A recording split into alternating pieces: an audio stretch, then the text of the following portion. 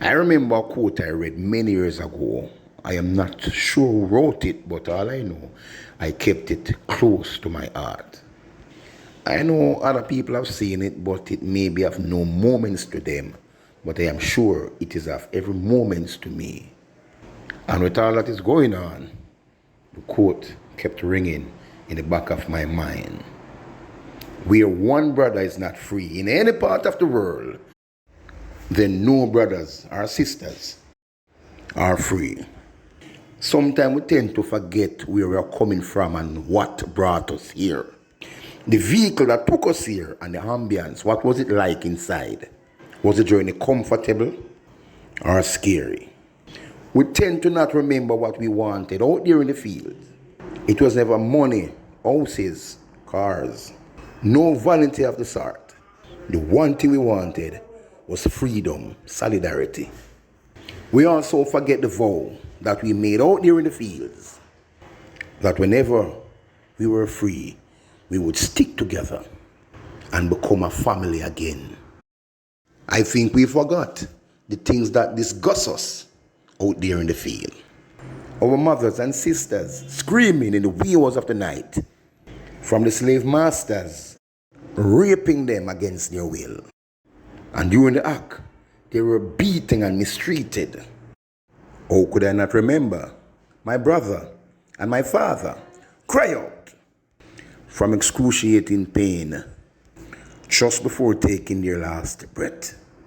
Great minds came together, putting together great plans and strategies, designing escape routes and how best they can disarm our oppressors by using their own weapon of destruction and holding them hostage, that our sisters and brothers who remain in bondage could also be free.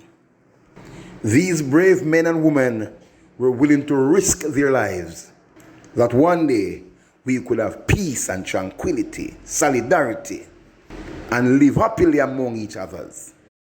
But today I'm not seeing that. All I see is broken promises, and the slave mentality continues.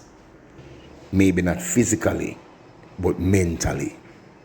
The chain has released from our hands and feet and is now on the brains. In speaking of psychological slavery, to date, we practice on our brothers and sisters what the slave master did to us. And it makes me sad. While you out there having fun, I have to sit here mourning the loss of my family. How did senseless murder drop in? Rape, slaughter, robbery, defamation of character amongst each other. We allow ourselves to be divided so they could step in and rule. We are the majority, they are the minority, yet they hold the angle because we allow them to. We gave them the angle. This mentality is high in volume, and we can see it clearly even by the little things that we say and do each day.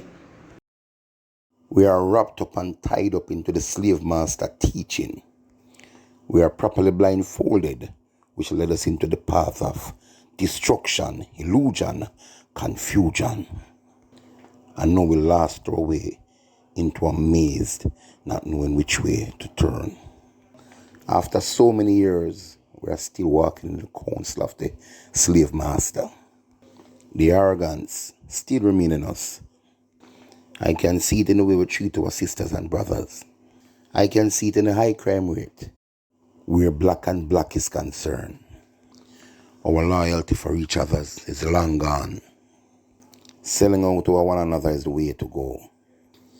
Disrespecting our females, calling them bitch and hoe. Where did that come from? Police officers, do your job as you were trained to and stop being a bossy slave. What about the great works of men?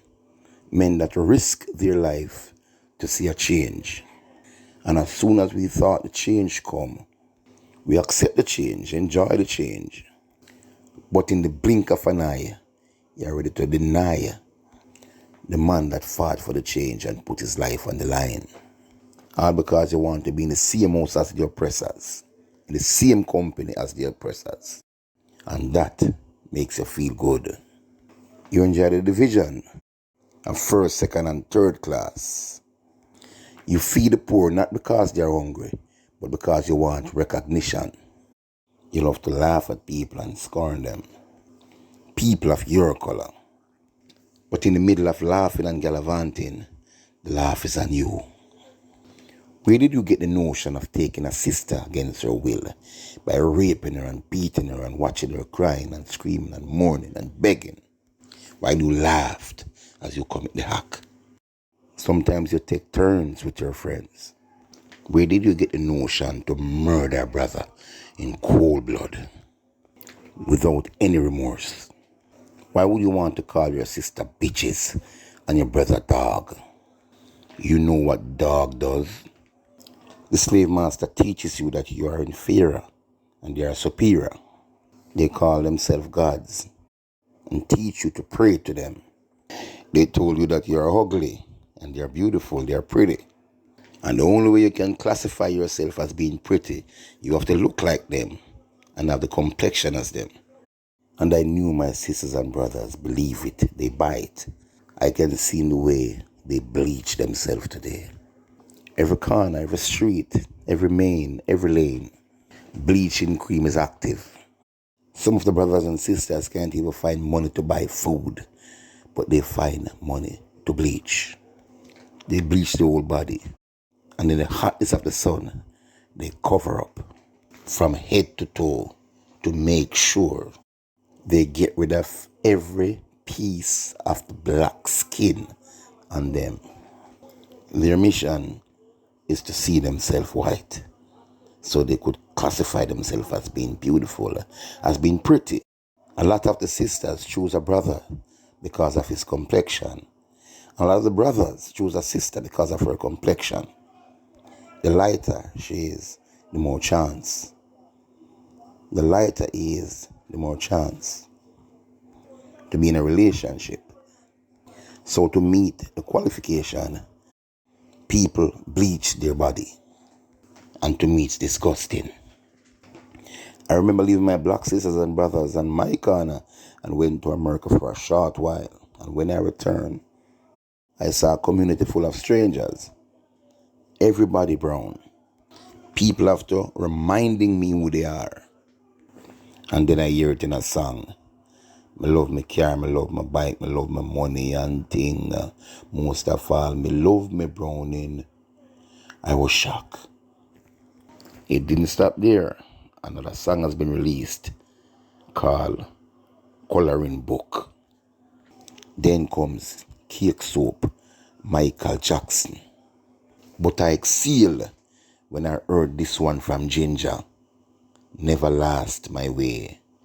Never turn fool when you reach at the crossroad. Never last my way.